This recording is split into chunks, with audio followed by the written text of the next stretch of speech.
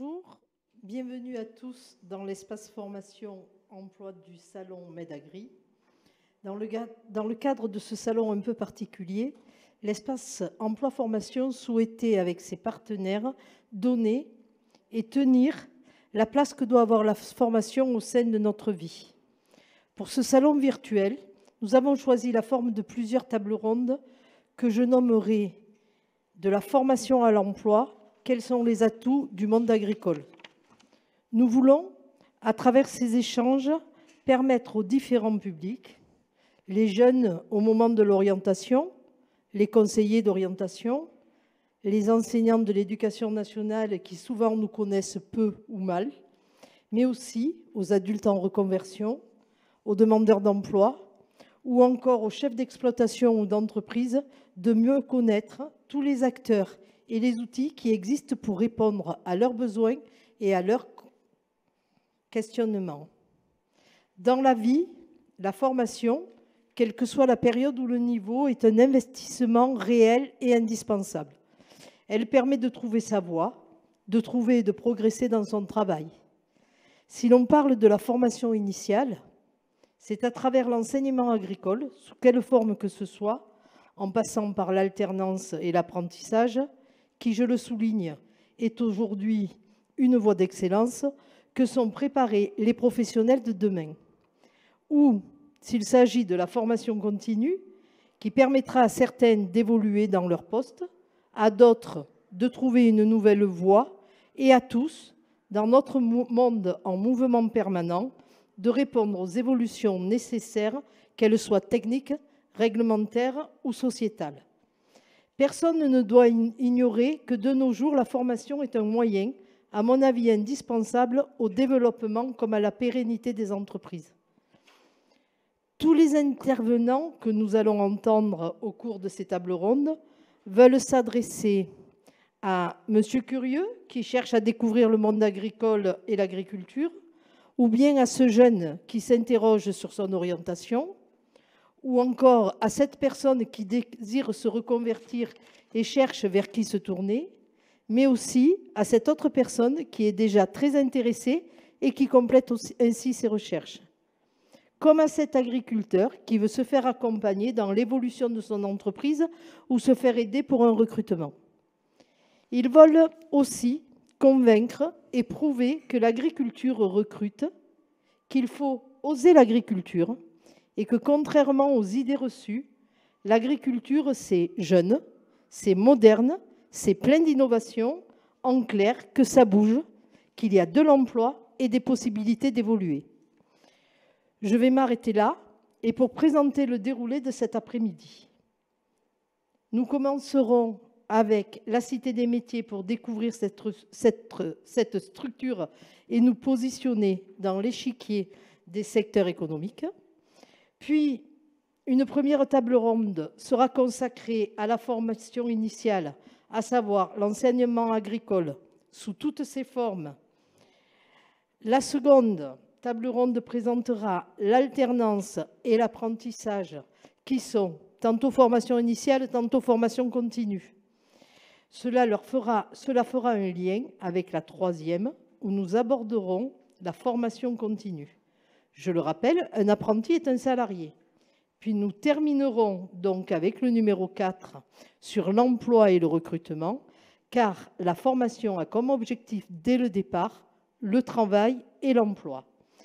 Pour animer les échanges, nous avons trouvé un candide en la personne de Luc Dumont, à ma gauche, qui est lui-même actuellement en formation dans le cadre de ses nouvelles fonctions, où il découvre le monde agricole, l'agriculture et ses acteurs.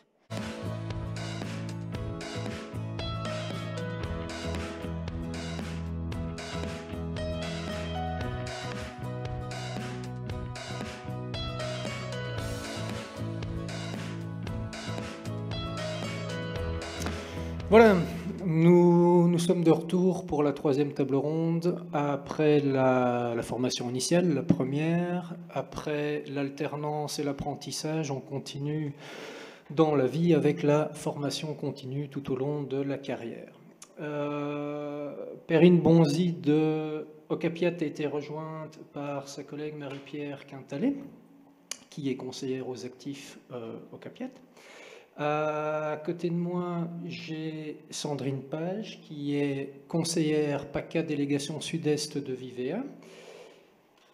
De l'autre côté de la table ronde, nous avons Madame Florence Passé, qui est animatrice du réseau des centres de formation professionnelle et de promotion agricole, et Monsieur René Calvelli, le chef de service formation de la Chambre agriculture du Var, et qui est aussi le représentant du réseau des chambres d'agriculture de la région.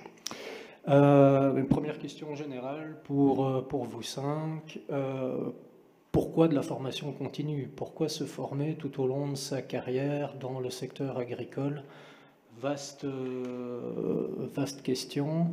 Un agriculteur qui a hérité de l'exploitation de ses parents, de sa famille, qui a baigné là-dedans depuis qu'il est tout petit, pourquoi doit-il se former? Quelqu'un souhaite lancer le débat? Moi, je veux bien. Parce que c'est essentiel. En fait, le métier d'agriculteur est en perpétuelle évolution, de par le contexte, qu'il soit climatique ou économique. Donc, c'est vrai que les exploitants rentrent dans le métier avec une formation initiale ou par alternance ou apprentissage. Mais tout au long de leur vie, en fait, ils sont confrontés à un certain nombre d'évolutions.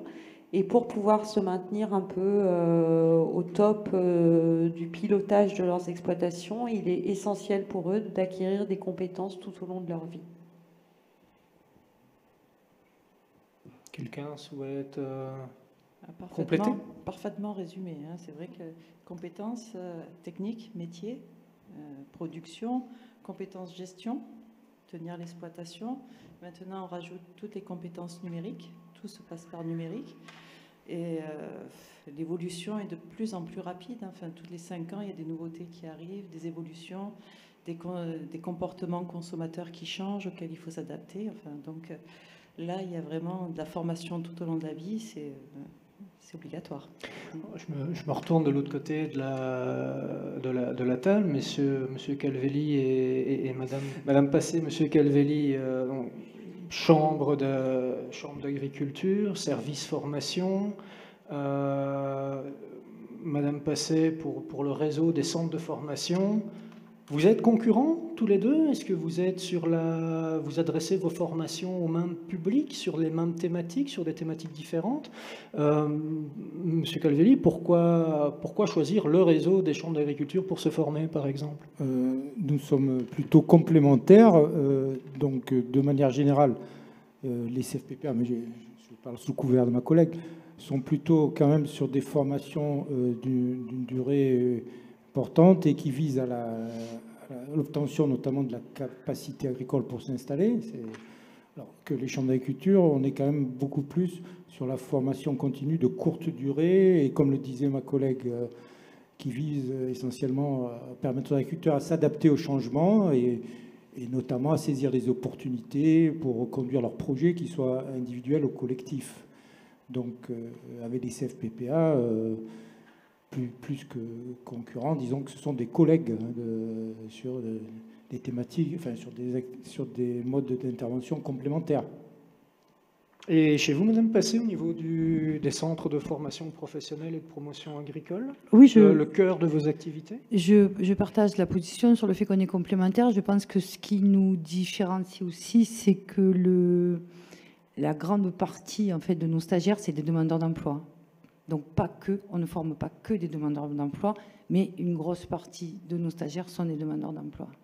Et donc les CFPPA, c'est en fait l'entrée par la formation continue sur les territoires de personnes qui sont en reconversion professionnelle et qui souhaitent rejoindre l'agriculture.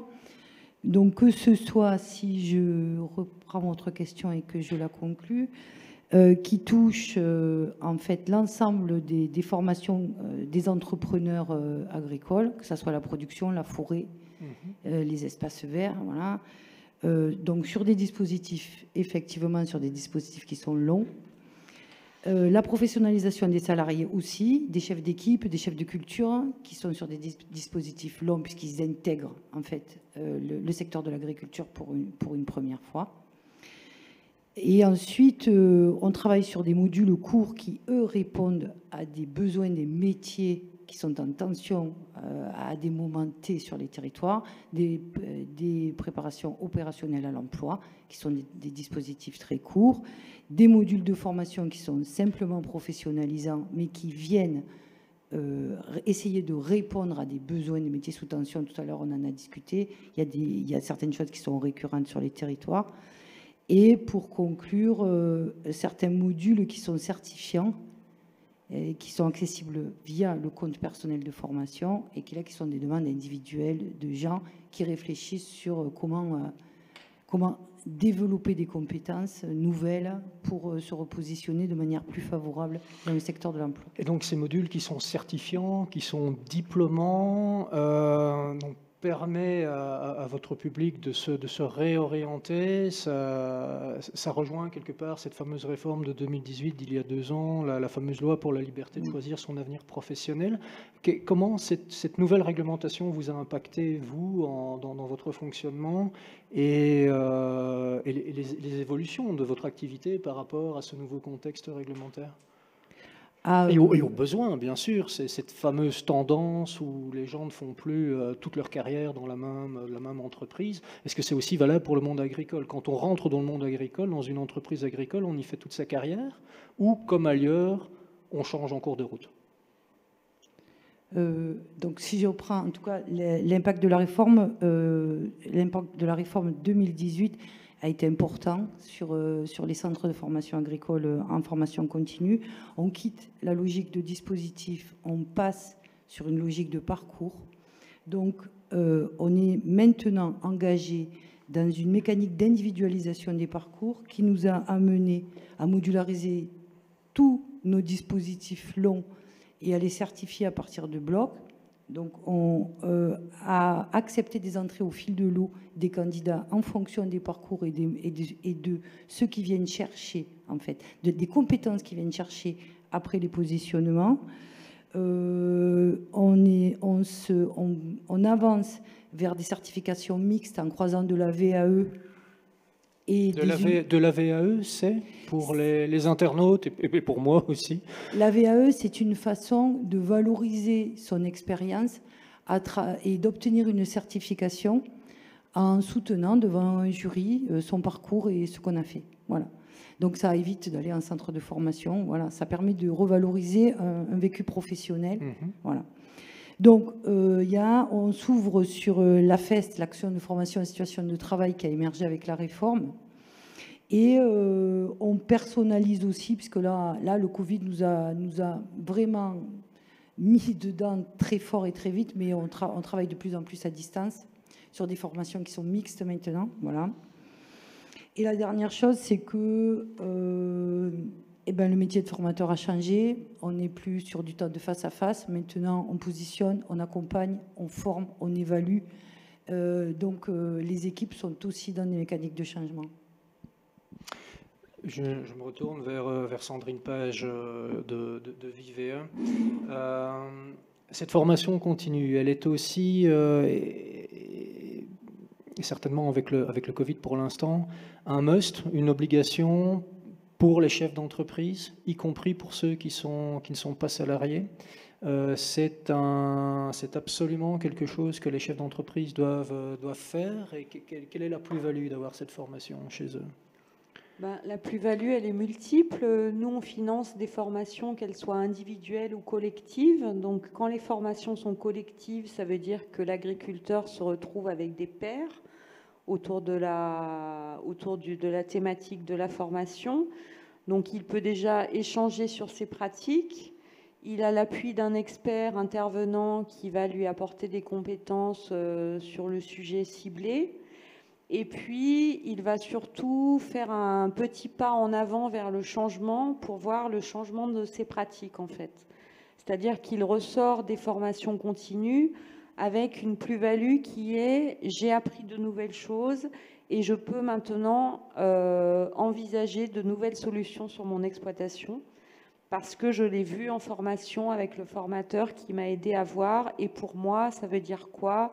Qu'est-ce que je peux faire ? Quel est mon plan d'action pour les années à venir ou les mois à venir ? Donc c'est vraiment une vraie plus-value. On a des exemples de formations qui aboutissent même à des créations de collectifs, d'agriculteurs qui poursuivent ensemble un projet, par exemple un projet de transformation ou de drive fermier, qui sont des thématiques très actuelles vu le Covid, effectivement, la nécessité de rechercher de nouvelles solutions pour commercialiser ces produits.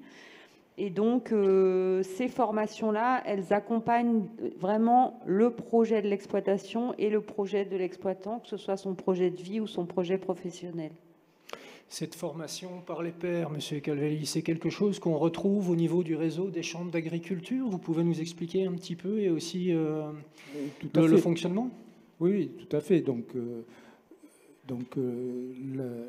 disons, la priorité dans les dispositifs de formation, c'est effectivement le présentiel et donc l'apport du groupe, donc la dynamique de groupe, l'échange de pratiques. C'est effectivement, disons, notre ligne de conduite, en recherchant au maximum la pédagogie participative. Ceci dit, comme tout un chacun, ça ne nous empêche pas d'explorer maintenant aussi les formations à distance, alors avec le Covid, mais pas que. C'est un sujet important et de plus en plus de notre offre de formation intègre ces possibilités. Mais je le redis, quand même, dans les valeurs de formation au niveau des chambres d'agriculture, c'est quand même la recherche au maximum de cet effet de groupe, cet échange entre pairs. Ça reste pour nous quand même un point majeur, même si on n'est pas, bien sûr, fermé à toutes les nouvelles approches permises par les moyens informatiques. C'est quelque chose qui font... Bon, fatalement, vous avez été fortement impacté par le Covid, comme tout le monde, au niveau des formations. C'est quelque chose qui passe bien dans le monde agricole, les formations à distance. Ça facilite l'accès aux formations pour des agriculteurs qui sont peut-être loin du centre de formation, ou au contraire, il y a un frein technologique, une fracture numérique. Donc les agriculteurs, comme vous le savez, sont quand même parmi les plus connectés, parmi les populations les plus connectées. Maintenant, oui, donc il ne faut pas se cacher que les agriculteurs sont quand même très demandeurs de pouvoir échanger, de pouvoir se retrouver, et le lien social est un point important. Donc ces nouvelles approches, elles existent, oui, mais... Donc, ce n'est pas la panacée non plus, quoi. En fait, nous, ce qu'on préconise, c'est des formations mixtes, digitales, c'est-à-dire avec une partie en présentiel et une partie en distanciel. Et là, ça fonctionne extrêmement bien, puisque l'agriculteur y retrouve son compte en se formant à distance sur certains sujets un peu plus théoriques, et ensuite en venant en groupe pour échanger avec ses pairs sur ce qu'il a déjà appris. Je reviens par rapport à ce que vous disiez tous les deux au niveau des démarches. Donc, je suis agriculteur, j'ai envie de suivre une formation, par exemple via le réseau des chambres. Je fais quoi? Le réseau des chambres, donc depuis déjà plusieurs années, a vraiment joué le jeu de la mutualisation. Et donc on a en particulier un catalogue maintenant régional qui regroupe donc les 7 centres de formation des chambres d'agriculture de PACA. Et donc, pour s'inscrire, il n'y a rien de plus simple. Donc, comme tout chacun, je suppose, donc, ces programmes sont affichés donc, sur notre site Internet. Et donc, on peut aisément choisir sa formation donc, sur le site paca.chambreagriculture. Le micro, monsieur Calvelli. Oui. Voilà. Et alors, l'inscription en ligne, pour le moment, est encore l'affaire de quelques mois, mais donc sur tous les centres de formation, il y a des conseillers aisément joignables, et donc il suffit de remplir son bulletin d'inscription. Alors le coût de la formation pour les agriculteurs, pour les actifs non salariés qui donc cotisent à Vivea, de manière générale, pratiquement l'intégralité des coûts sont pris en charge par Vivea. Donc, il existe quelques formations spécifiques où il y a une petite participation stagiaire, mais qui est en général assez réduite. Et donc, jusqu'à un plafond, je crois, de 2 000 €. Donc, les agriculteurs peuvent donc suivre ces formations sans pratiquement aucun coût additionnel. Et donc, vous parliez du fonds Vivea, vous pouvez nous le présenter? C'est quoi le fonds Vivea? Alors, le fonds Vivea, c'est un fonds d'assurance formation qui est piloté par la profession agricole.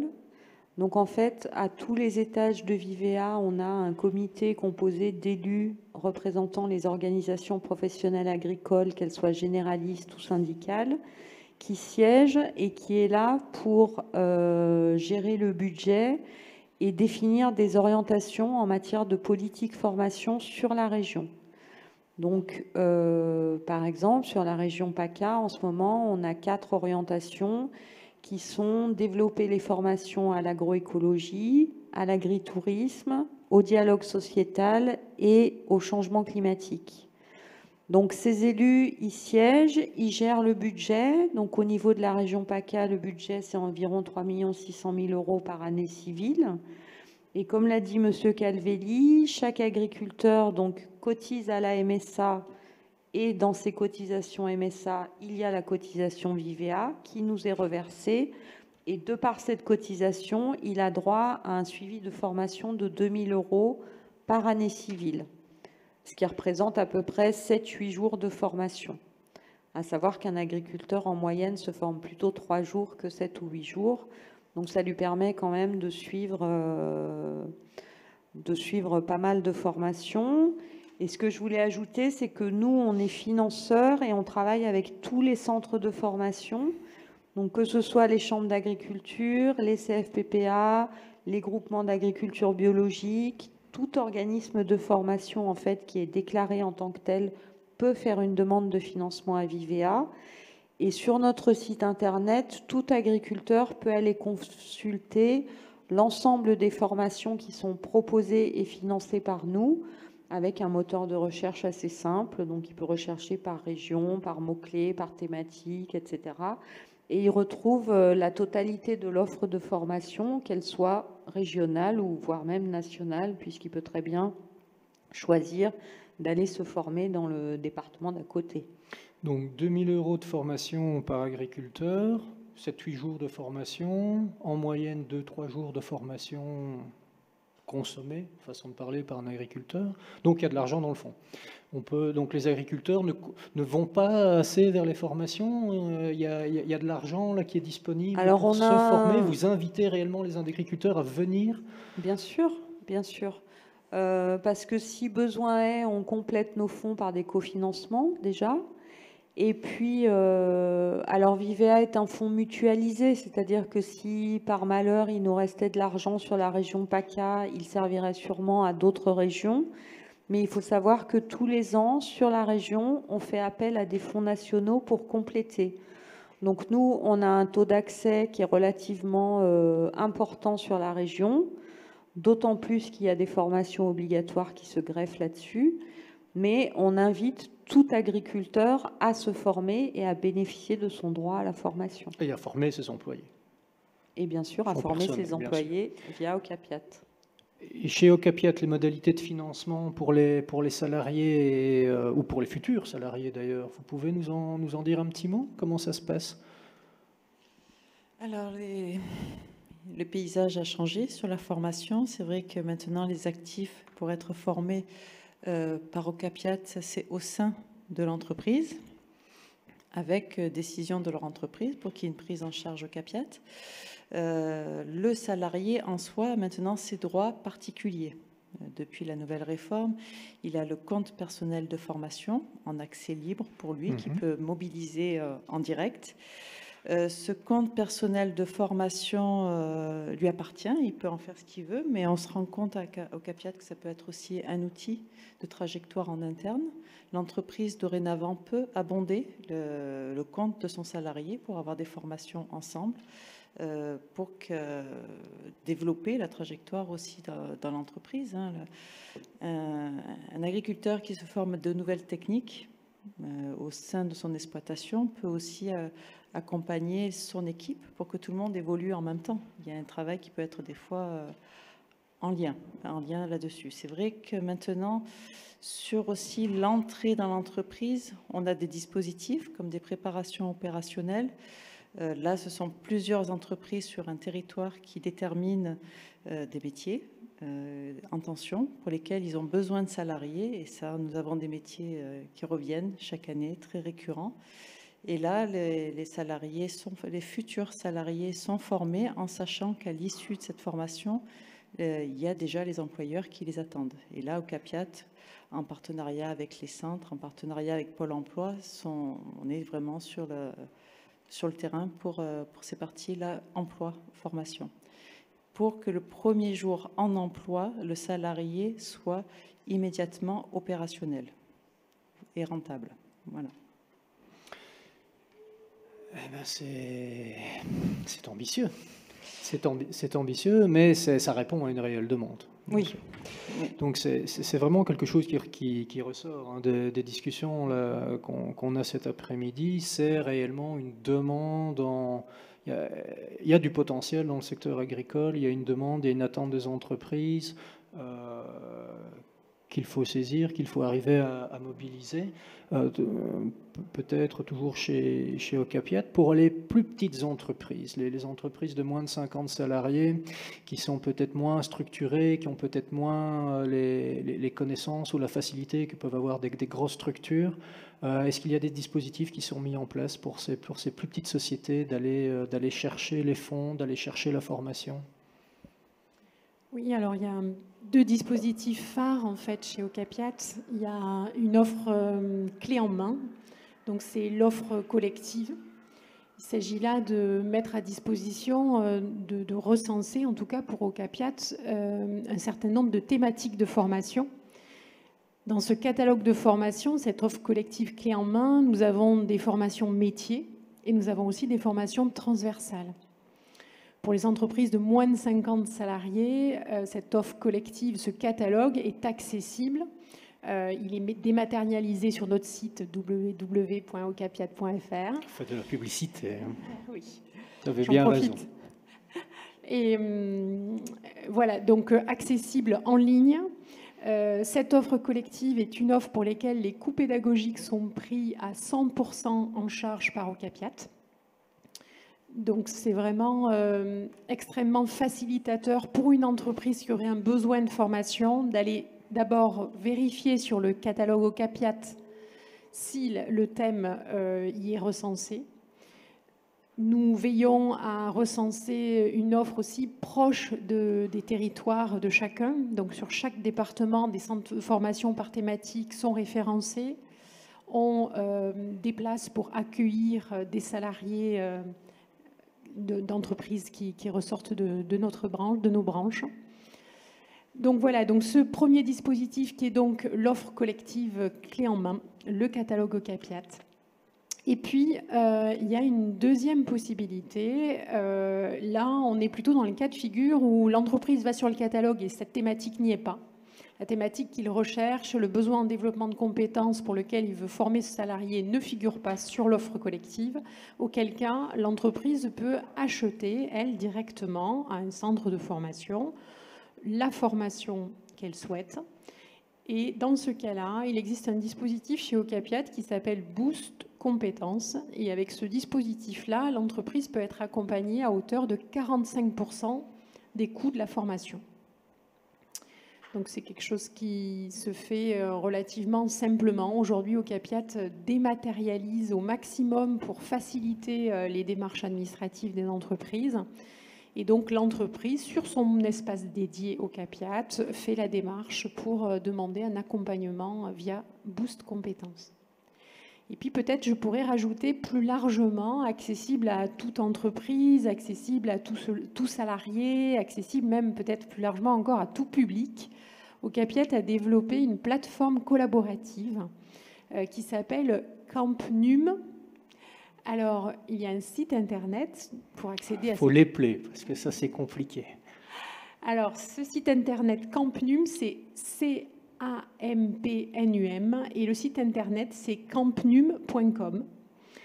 Campnum, c'est quoi? C'est une plateforme collaborative pour laquelle Ocapiat a déjà mis en ligne des formations, des petites vidéos, des formations courtes, des petites capsules sur des thématiques bien particulières. Je m'explique, par exemple, on a beaucoup parlé du contrat d'apprentissage.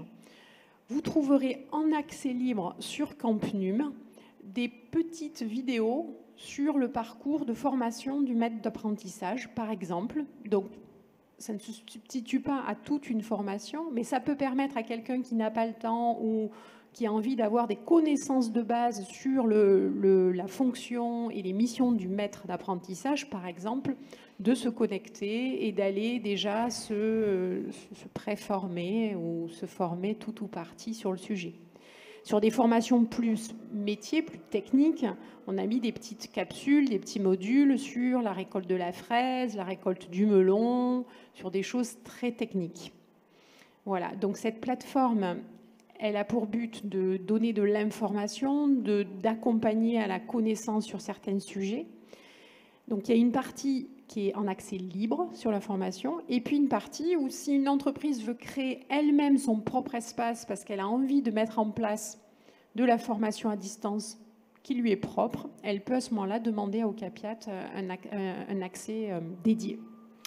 Ce gros effort de communication, de digitalisation, de communication de façon générale, Madame Passé, c'est quelque chose qu'on retrouve aussi dans vos projets au niveau du réseau des centres de formation, donc ce pas en avant vers le public cible au niveau des nouvelles technologies. On est en marche là-dessus. Après, est-ce que c'est un projet? Je pense que c'est plutôt engagé dans les CFPPA comme une évolution des pratiques. Les projets qui nous animent actuellement, en tout cas au niveau régional, on a 2 projets. Un qui démarre ce mois-ci, qui en fait est une réponse à un appel d'offres national et qui vise à professionnaliser des réfugiés sur notre territoire. L'idée est de les professionnaliser donc au métier de l'agriculture et bien entendu aux métiers qui sont en tension dans le secteur agricole. Et l'idée derrière, c'est aussi de les aider à se fixer sur les espaces ruraux. Ça, c'est la première chose. C'est un projet qui va durer 3 ans et pour lequel on est en expérimentation aussi, puisque les entrées sont au fil de l'eau. Il faut qu'on s'adapte au niveau d'entrée. Et là, on va utiliser de la formation ouverte à distance, traduite en anglais, pour essayer de transmettre les contenus dans les conditions qui sont les plus favorables. Ça, c'est le premier projet. Le second, qui a démarré avant le Covid et qui a été fait de manière totalement duale avec les secteurs professionnels, en tout cas avec Brigitte Amour de Dieu, puisqu'on a démarré avec elle. Il concerne la formation des saisonniers agricoles.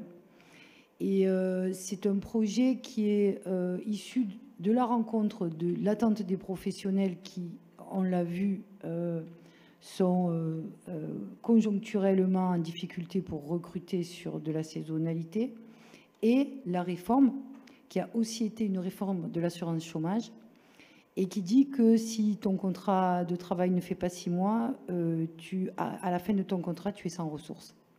Donc, le projet vise à rendre les saisonniers polyvalents sur différents secteurs de l'agriculture pour qu'ils arrivent à travailler toute l'année sur nos secteurs et en restant sur leur territoire de vie, parce que voilà, les saisonniers ne sont pas dans des caravanes et on ne se déplace pas en fonction du travail. Donc voilà, le challenge, il est là. C'est un projet pour lequel on s'est engagé pour 2 ans et en expérimental aussi, là, puisque les gens vont alterner un contrat de travail, fin du contrat de travail, on rentre en formation, professionnalisé sur une compétence, hop, on repart au travail. Et donc là, vous imaginez le lien fort qu'il va falloir qu'on ait avec les filières et les professionnels. Oui, la formation, la mise à l'emploi des travailleurs réfugiés ou des réfugiés tout court est naturellement une belle thématique et on en reparlera très certainement dans la dernière table ronde sur le recrutement. Une tendance de fond au niveau de la migration les dernières années, la crise migratoire au niveau européen qui est passée un peu à l'arrière-plan avec le Covid et qui est malheureusement revenue sous les feux de l'actualité avec le camp de réfugiés en Grèce qui a brûlé. Autre thématique de fond les dernières années, l'environnement. Qui est aussi passé un petit peu à l'arrière-plan avec le Covid et qui revient en force. Un sujet ce sera le mot de la fin de cette table ronde-ci, un sujet qui tient à cœur à Vivea au niveau de l'environnement, le renouvellement des certifs phyto que certains agriculteurs doivent renouveler. Vous avez mis des dispositifs en place, est-ce que vous pouvez nous en toucher un petit mot? Oui, effectivement, tout agriculteur qui utilise des produits phytosanitaires doit avoir un certificat qui s'appelle le Certifito. Et donc, ce certificat était valable 10 ans, puis ensuite 5 ans. Donc, ça veut dire que quasiment tous nos contributeurs ont à renouveler leur Certifito. Alors, plusieurs dispositifs pour ça. Soit ils suivent une formation de 7 heures qui s'appelle le renouvellement. Et ces formations sont prises en charge à 100% par Vivea. Donc, je vous laisse imaginer que pour nous, c'est un budget énorme, puisque c'est pour la totalité de nos contributeurs ou quasi. Soit on a mis en place un autre dispositif qui leur permet de renouveler de manière plus simple, c'est-à-dire qu'ils peuvent suivre 14 heures de formation en lien avec l'environnement, qui sont labellisés Ecophyto. Et à la suite de ça, sur notre site internet, ils ont accès à un module à distance qui leur permet de valider leurs compétences. Donc, ils passent une demi-heure sur le site internet, ils valident leurs compétences et ils n'ont pas besoin de se former de nouveau 7 heures au Certifito.